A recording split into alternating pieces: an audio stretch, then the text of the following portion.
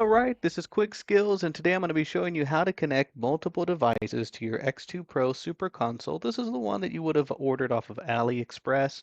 If you haven't ordered one before, go to the description of this video. I'll link it there so you can go to the exact device that I've tested. The other thing is that if you haven't seen this device in action, I'll link this video here in this video so that way you can see it in action, where I go through various different consoles and actually play different games of different quality. Now let's get started with this tutorial on how to set up your controllers. So the first thing you're going to do is plug in each controller into the USB slots. Now this one includes two spots to plug in two controllers, and it also includes a wire that'll extend your USB output to a total of four. And so I don't have that plugged in right now. I do have two controllers plugged in to the USB ports. I'm going to push start and to pull up this menu here, and we're going to go down to controller and Bluetooth settings. Now, if you've never connected a controller before, what you're going to need to do is you're going to need to do controller mapping. So that's going to be this one up here at the top. You can see here is that you're going to map a controller, map based on the button's position relative to its equivalent on the SNES controller, blah, blah, blah. So basically what it's saying is set up your controller. So we're going to pair one of our controllers now. And so it says I have an Xbox 360 controller, and now I'm just going to go button for button and push the button that I want for D-pad up, D-pad down, left, right, start, select. I have to look down at my controller because it's not exactly where you would want it to be. And then we're going to push A, B, X, and Y, left shoulder, left trigger, right trigger, left thumb. Oh, I don't know why it skipped left thumb. Okay, so right thumb, we're gonna have to do this one more time. And so that's the analog sticks and then hotkey. And you see how it skipped one? That's okay. Once you're done, go up to where it says not defined, push A on it, and now we're gonna do our left thumb. So that was a nice way to show you how to go back in case you skipped it accidentally. So I now have this controller mapped out, and now we're going to do it for the second controller. So I have the second controller in my hand. We're going to do controller mapping. So it says Xbox 360 controller because it is also an Xbox 360 controller. I'm going to do the exact same thing.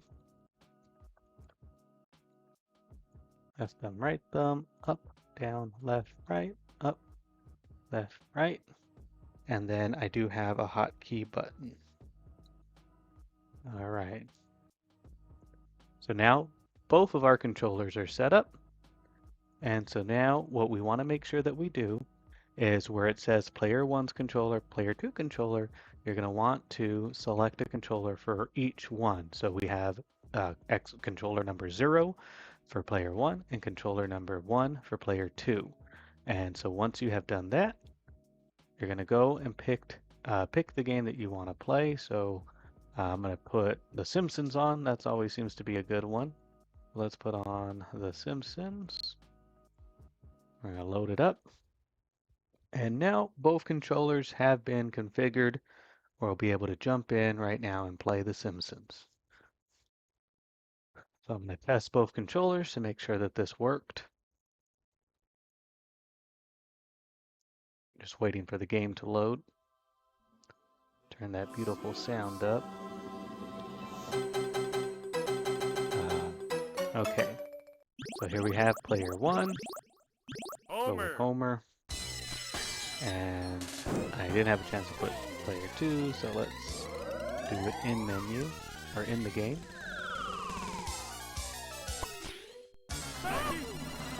Maggie. All right.